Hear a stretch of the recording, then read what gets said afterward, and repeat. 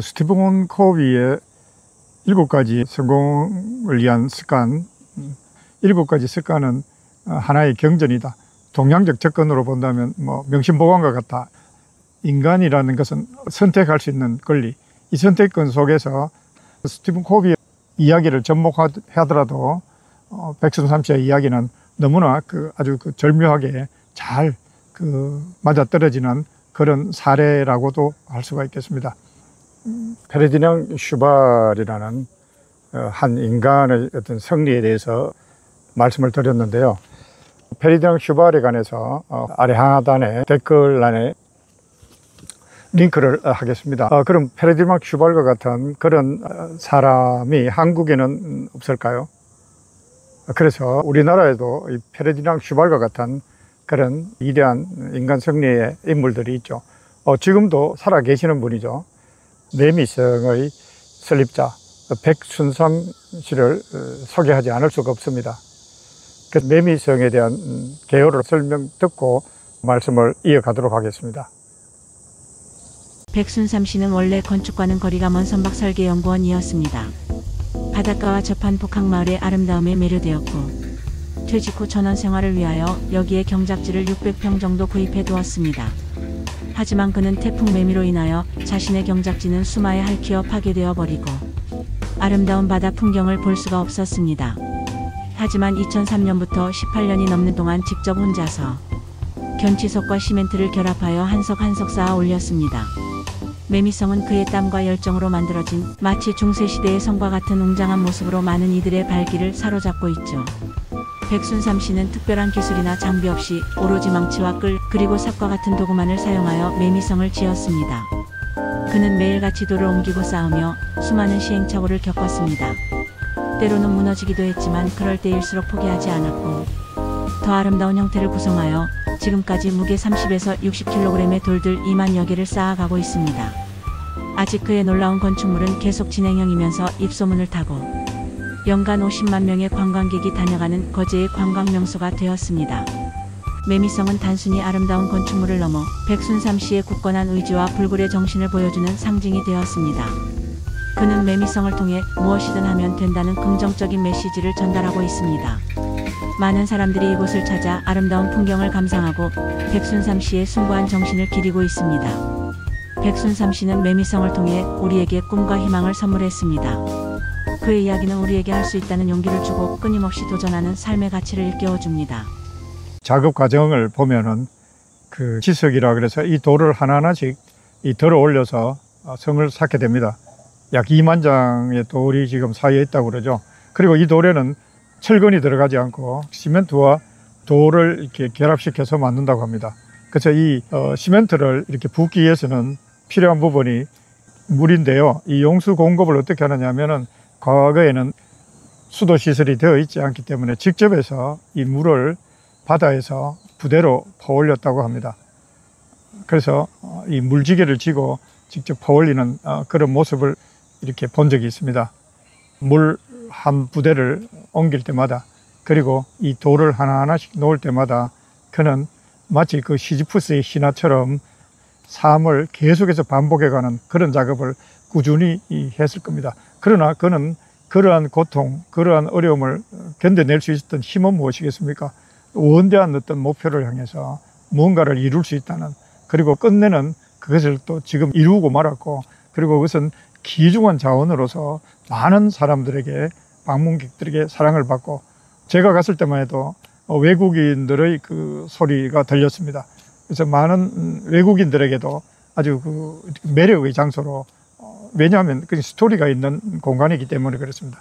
그 공간이 아주 건축적으로 화려하다든가 아니면 아주 기술적인 기법이 뛰어나다든가 이런 내용이라기보다는 한 인간이 만들어낸 스토리라는 거죠. 그래서 한 인간이 한 땀 한 땀 만들어낸 그런 역사는 아무리 소박하고 허술할지 몰라도 그것은 굉장히 위대한 위대성을 가지고 있고 또한 호소력을 가지고 있으며 설득적이며 누구에게든지 이러한 공감력을 가지게 되고 감동을 가질 수 있다는 거죠. 그래서 우리가 할 수 있는 것은 굉장히 제한되어 있습니다. 개인이라는 우리 한계성, 이런 것들은 분명히 있습니다. 그러나 우리가 가지고 있는 이러한 한계성 속에서도 우리의 그림, 우리의 목소리, 우리의 이야기들을 충분히 만들어낼 수가 있다는 거죠. 이것을 하는 것이 인생 제3막의 역할입니다. 그래서 우리가 고령자로 남을 것이냐, 아니면 우리가 이 인생의 완성을 위한 완령자로서의 역할을 할 것인가, 이것은 우리의 선택이 달렸다고 하겠습니다. 스티븐 코비 성공을 위한 7가지 습관에 대해서 굉장히 애착을 많이 가지고 있습니다. 7가지 습관은 하나의 경전이다. 동양적 접근으로 본다면 명심보감과 같다, 이렇게도 이야기를 하는데요. 그래서 이 7가지 습관들이 들어있는 이 책들을 외국 여행을 가게 되면 외국 여행에서 그 도서관을 찾게 되고, 도서관을 가면은 다른 나라 말들을 제가 알 수는 없지만 분명히 리더십 부분이라든가 인사관리 부분에서는 이런 스티븐 코비의 책이 번역되어 있는 것들을 발견할 수가 있었습니다. 특히 영어권에서는 당연하고요. 중국이라든가 일본권에서도 그렇게 도서관 서가에 꼽혀 있는 것들을 볼 수가 있었습니다. 인간이라는 것은 의사결정권을 가지고 있지 않습니까? 그래서 우리가 선택할 수 있는 권리, 이 선택권 속에서 항상 우리는 스티븐 코비의 7가지 습관을 우리가 선택만 할 수 있다면 우리의 삶은 쉽게 낙오되거나 파괴되거나 무너지지 않고 삶을 살아갈 수 있지는 않을까, 이렇게 보여집니다. 그러한 스티븐 코비의 이야기를 접목하더라도 백순삼 씨의 이야기는 너무나 아주 절묘하게 잘 맞아떨어지는 그런 사례라고도 할 수가 있겠습니다. 그래서 우리의 삶, 아직도 해야 될 여러 가지 과제, 우리의 일들이 남아 있다고 본다면 그러한 삶을 스티븐 코비의 7가지 습관과 이렇게 접목한다면 또 다른 우리의 만족스러운 삶을 만드는데 훨씬 더 일조를 할 것이다. 성공하기 위한 7가지 습관이라는 스티븐 코비의 내용들을 접목시켜서 먼저 주도적이 되라는 말이 있죠. 첫 번째입니다.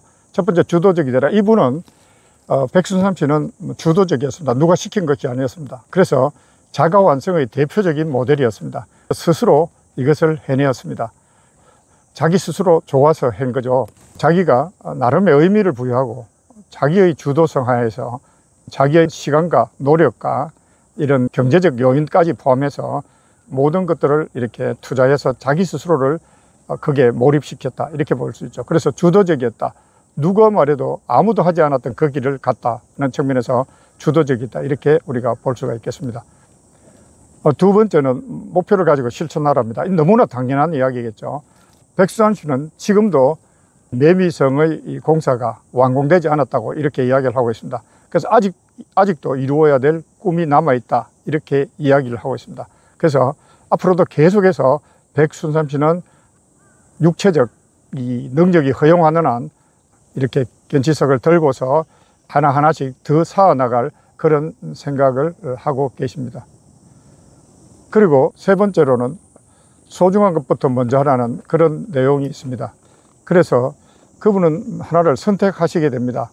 무엇을 선택하느냐 하면은 자기의 일상생활, 가정생활, 그리고 직장생활, 이러한 모든 것들 중에서 스스로가 소중한 것이 뭔가를 선택하게 됩니다. 이분의 인터뷰 내용 중에 보면 주말마다 부산에서 거제로 와서 매일 작업을 18년간 했다고 합니다. 그러면서 그 작업 중에 한 번도 해외를 나가본 적이 없었다. 주말마다 이렇게 일을 해야 되기 때문에, 그래서 그것을 참아내준 아내가 진정으로 자랑스럽고 고맙다는 이야기를 합니다. 그래서 얼마 전에는 자제분들이 해외여행 티켓을 보내주었다는 그런 뒷이야기도 들었습니다.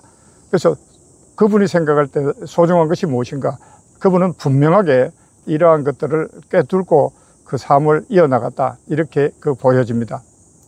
그리고 우리가 이러한 해당되는 주도적이고 계획을 잡고 소중한 것부터 먼저 하면서 인간과의 관계를 유지해야 되는데, 이러한 내용 중에 먼저가 경청한 후 이해하랍니다.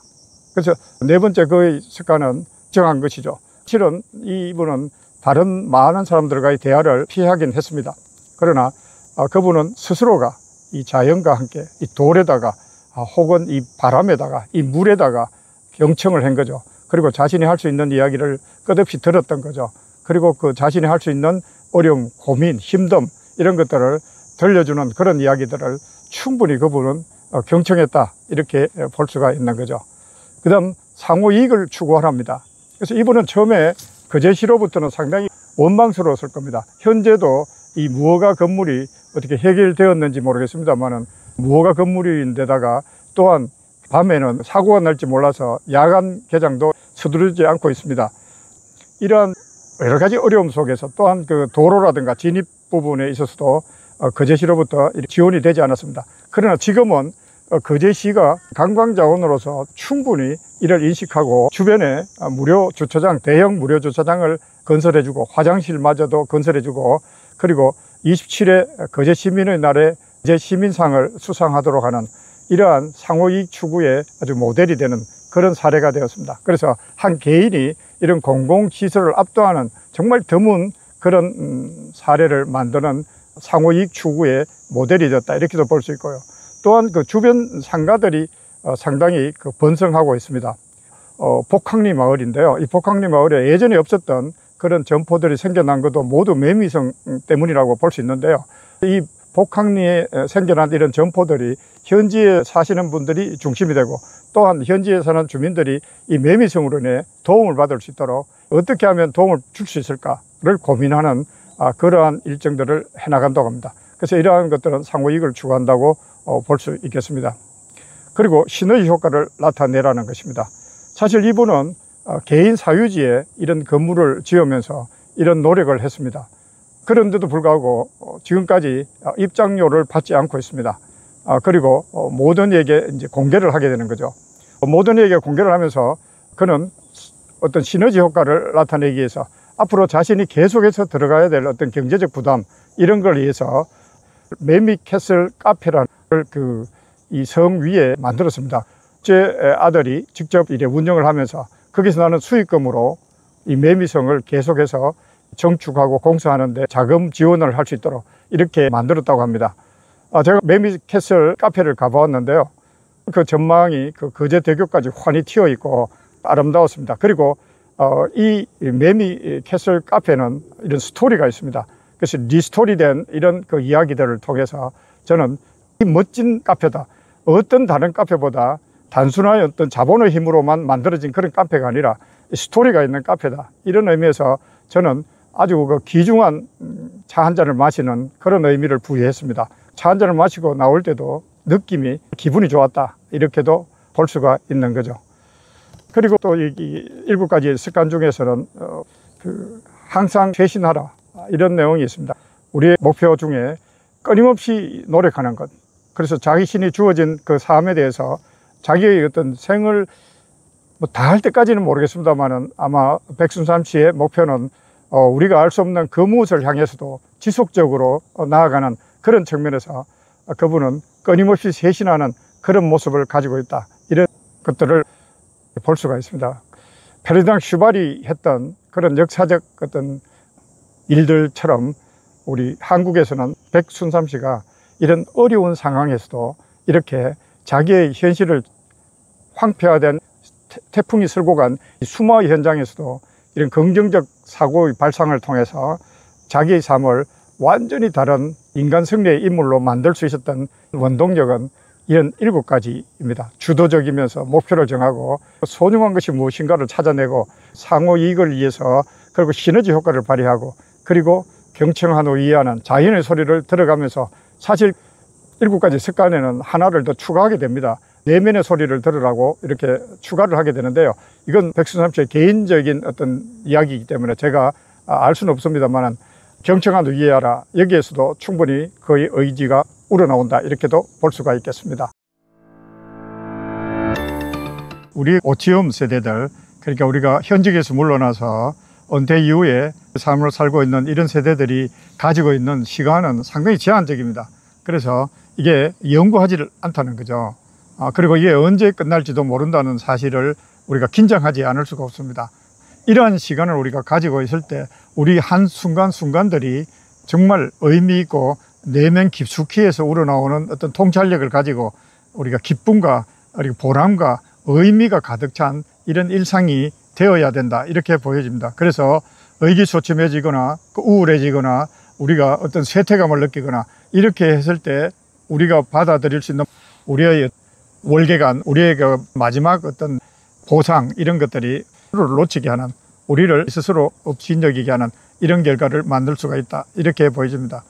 우리 삶에서 이런 물적인 토대를 미리 가지고 있지 못했다면 아주 작은 것부터 시작해서 그 하나하나의 동작들이 강화될 수 있는 하나의 동작들이 새롭게 깊이와 무게감을 더해서 의미와 보람이 충만할 수 있도록 만들어가는 그런 내용들이 있을 수 있겠습니다. 특히 우리가 나이가 들수록 나이듦의 기쁨을 즐기기 위해서는 모험을 가지는 용기가 필요합니다. 충분히 우리의 그 신체적 조건이나 여러 어떤 그 상황에서 새롭게 더 나아갈 수 있습니다. 나아가지 않았을 뿐이죠. 그래서 나아가기 위한 그런 노력, 조금이라도 더 앞서 나가려는, 조금이라도 더 멀리 가려는, 조금이라도 더 깊어지려는 그런 노력들이 이어질 때 우리의 일상적인 삶들은 보람과 기쁨 그리고 행복들이 뭉쳐져서 하나의 의미를 만들지 않을까 이렇게 생각됩니다. 그래서 우리가 가지고 있는 한계성들이 우리를 더욱더 단단하게 하고 더욱 힘있게 하고 더욱 세련되게 할 수 있다. 오늘 이날은 우리의 남은 날들의 가장 젊은 날이라는 건 분명합니다. 그래서 이 날을 어떻게 활용하고 더 기뻐하고 더 강조할 수 있는지를 고민해보는 그런 시간이 되어야 될 것 같습니다.